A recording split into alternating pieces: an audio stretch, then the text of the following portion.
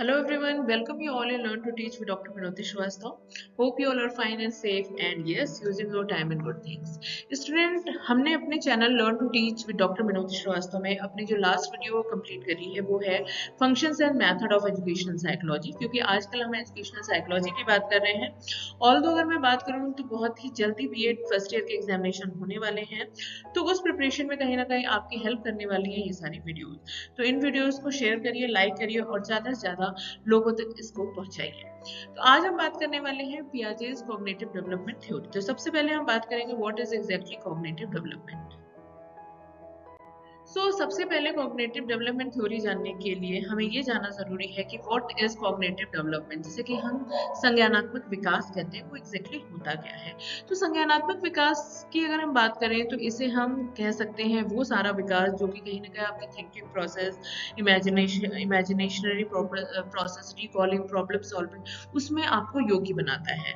तो ये कहता है it is related with a intellectual development of a child, एक व्यक्ति के मानसिक या बौद्धिक विकास से संबंधित होता है।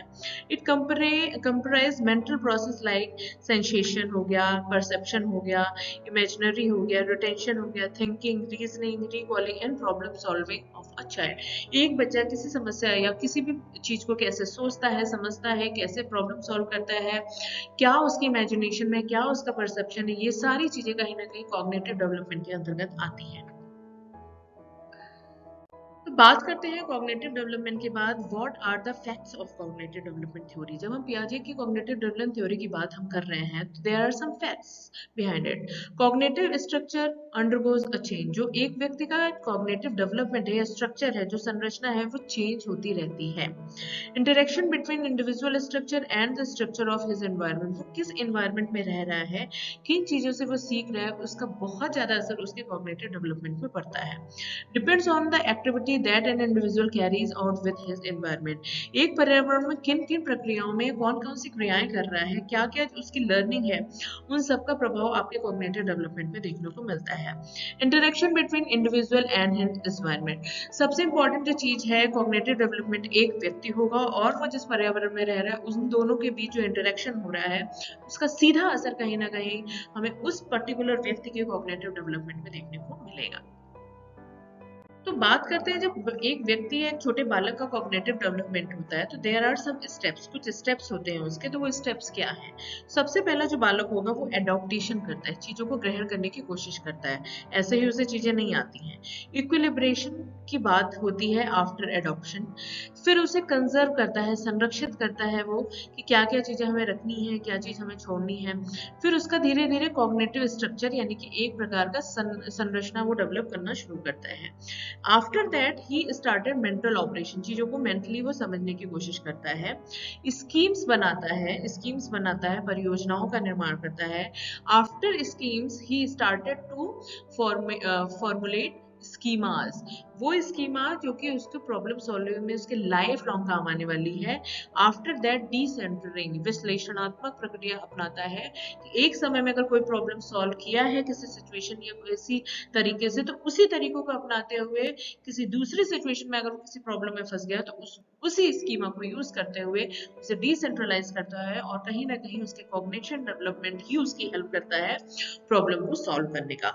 तो ये इस हिसाब से हम देखें तो ओवरऑल 8 स्टेप्स होते हैं जब एक बच्चे का कॉग्निशन डेवलपमेंट होता है थ्रू हिज एनवायरनमेंट। तो जैसा कि हमने बात करी कॉग्निशन डेवलपमेंट, संवेदनात्मक विकास जो होता है, इंटेलेक्चुअल डेवलपमेंट है, तो हमारे ओवरऑल लाइफ स्पैन में ये 4 पीरियड से होके गुजरता है। There are 4 periods of cognitive development. सबसे पहला है sensory motor period, pre operational period, concrete operational and formal operation period. Sensory operation period में आपका जो बच्चे बहुत छोटे होते हैं, लाइक आपके चाइल्डहुड तक के जो बच्चे होते हैं, they learn the things from their touch and feel types of thing. Then pre operational period होता है जब वो खुद से करने की कोशिश करता है। कॉन्क्रीट ऑपरेशन होता है कहीं ना कहीं ठोस चीजों को से ही वो चीजों को समझ पाते हैं, उसी से कहीं ना कहीं इमेजिनेशन कर पाते हैं। लाइक अगर मैं बोलूँ कि जो एप्पल होता है वो रेड होता है, तो एप्पल रेड को इमेजिनेशन वो तब करेगा जब मैं उसको ओरिजिनल में एक एप्पल दिखाऊंगी और रेड कलर का होगा, तो yes, the colour of Apple is red. Formal operation period जो होता है, औपचारिक ऑपरेशनल पीरियड होता होता है, इसमें कहीं ना कहीं बच्चा कंक्रीट से अमूर्त की तरफ जाता है, इमेजिनेशन पावर उसकी बढ़ जाती है और इमेजिनेशन करके ही वो अपने प्रॉब्लम को सॉल्व कर सकता है। तो there are 4 periods of cognitive development theory.